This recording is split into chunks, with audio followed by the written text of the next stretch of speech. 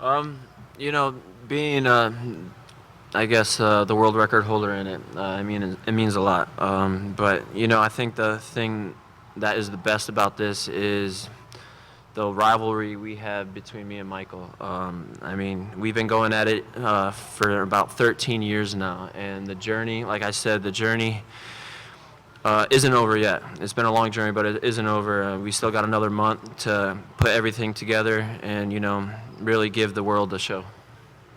Nicole? Ryan. Nicole Iraq, USA Today.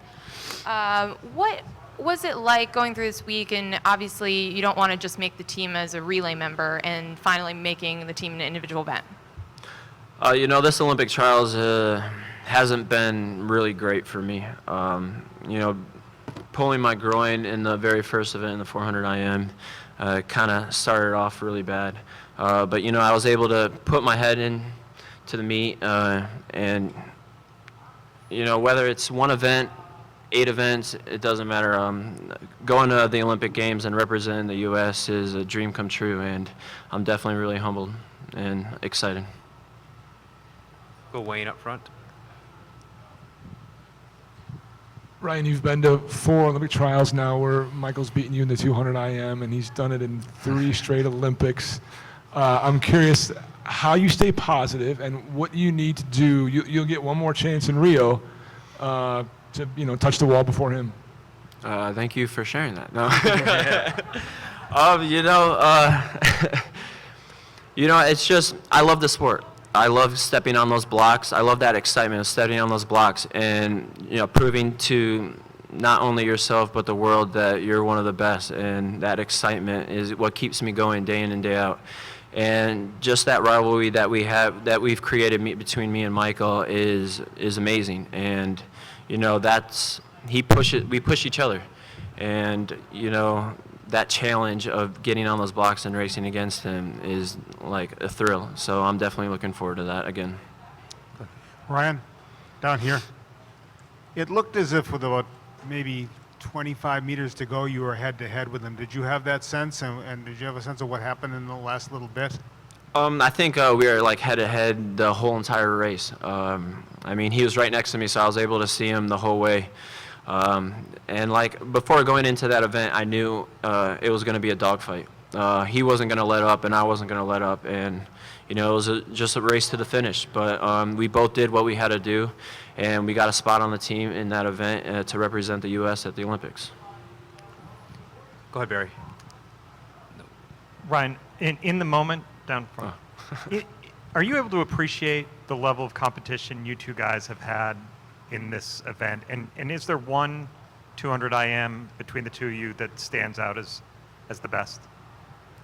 I'll answer your second one first. The one the 200 IM that racing against him that stands out the most have to be when I broke the world record back in 2011. Just something that was unexpected, that people expected from me. So being able to do that and get a world record definitely was a dream come true.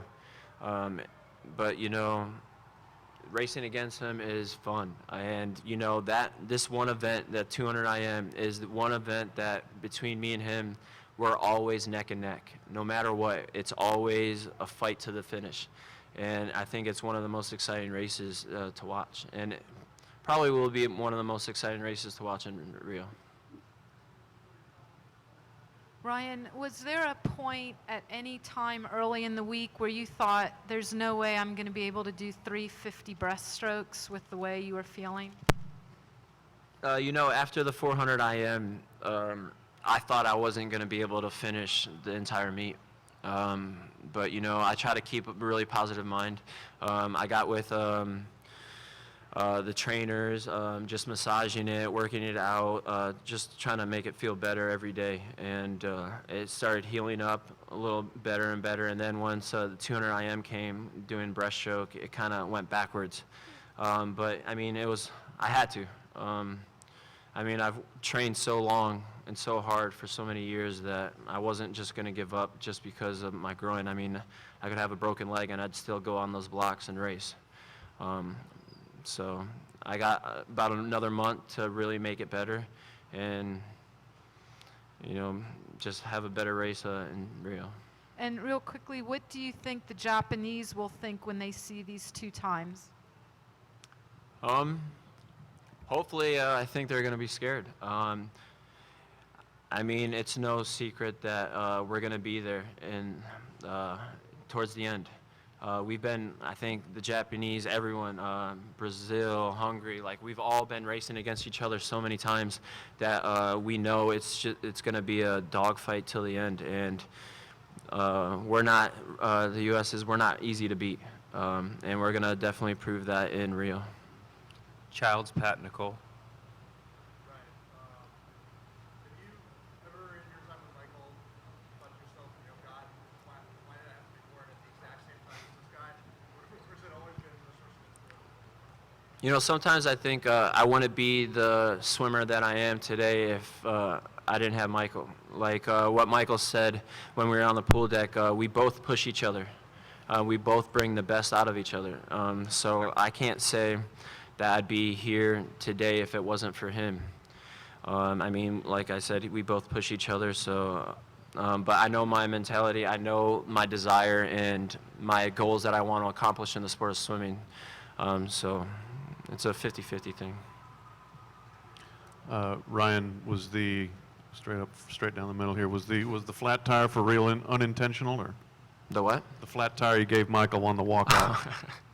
Yeah, I mean, I was just really close to him, and I accidentally gave him a flat tire, and he was like, "Are you trying to mess me up before the race?" I was like, No, I was just joking. But like that goofiness, that smiling that we have before the race, before like a big event, like it's that great rivalry that we have, and it's all fun and games. But when we step on those blocks, we're racers, and then as soon as we touch the wall, we're going back to being our goofy selves. Ryan, you've gone through some changes in the last 4 years. You moved, new coach. Can you kind of just reflect on the last 4 years and what it means to make an Olympic team after all that? And you were talking about how you've trained so hard, you've worked so hard all these years to make your 4th Olympic team? Yeah. These past 4 years has been definitely a big roller coaster ride. Being injured in 2013, moving cities, moving coaches, everything. It's just been a big roller coaster ride, and I'm happy where I'm at right now, and like I said, it's my goals. It's the goals that I want to accomplish in the sport of swimming that keeps me getting up every morning. Even at such an older age than other swimmers, I'm still determined and, still have that fire every day. So I think that's what really keeps me going. And who knows if this will be my last Olympics or not. Hey, Ryan, my name is Randy Lefko. I'm from Clay Today, the home of Caleb Dressel. Yeah. And in our newspaper today is a picture of you when you visited when he was 10 with Caleb, with Caitlin being 12. Do you sense you're a part of his history and that where he is today and where you have been, it's kind of the ascension of a young gun there? And I don't know if you remember visiting our St. John's Country Day School. Oh, yeah, I remember. I and, definitely remember because when I went there, I remember the coaches saying, watch out for this kid. He's going to be great. And, just seeing him progress throughout the years, and especially when he went to Florida, just that improvement that he's made, it's amazing. And, once a Gator, always a Gator. Have you always kept an eye on him from that, I don't know, from that day or from, as he ascended into high school, won 6 or 7 state championships, you're like, God, that guy's coming after us? Oh, yeah, by all means. I mean, you're always looking out for the rest of the swimmers and just seeing how everyone's doing. And like I said, just seeing the improvement that he's done, especially in the last couple of years, it's amazing. And he's not done yet. He's going to only get faster, and I'm just excited to just watch it. Ryan, I'd like to know, honestly, what was the first thing you thought when you touched the wall and when you saw that Michael won? First thing I thought was it was a good race. And when I looked up and saw that I was second, I was like, at least it's not in the Olympics. I still have another month to really tweak some things in the race and just hopefully become better. Go Wayne and then David, and then we'll be. Ryan, I'm just curious. We went through this 4 years ago with it being the last race against you and Michael, and then of course Michael came back. Can you just share what your emotions were when you knew he was coming back and you were going to get another opportunity to race him, and if it's different for you sort of going through this goodbye this time? You know, I think after 2012, I think I was the first person to say it, that he was going to come back. I just knew it. But you know, this time it's different. I remember when we like just now we just touched the wall, and you know, I looked up and I saw that I got second, but I wasn't really thinking about that. I was like, I kind of was looking at him and being like, wow, like our journey's coming to an end, and racing against each other for 13 years.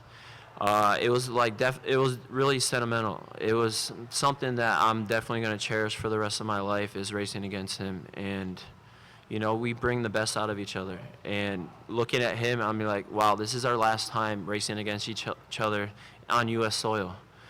It is definitely really something that I'm going to definitely take to heart. Go Dave and then Karen.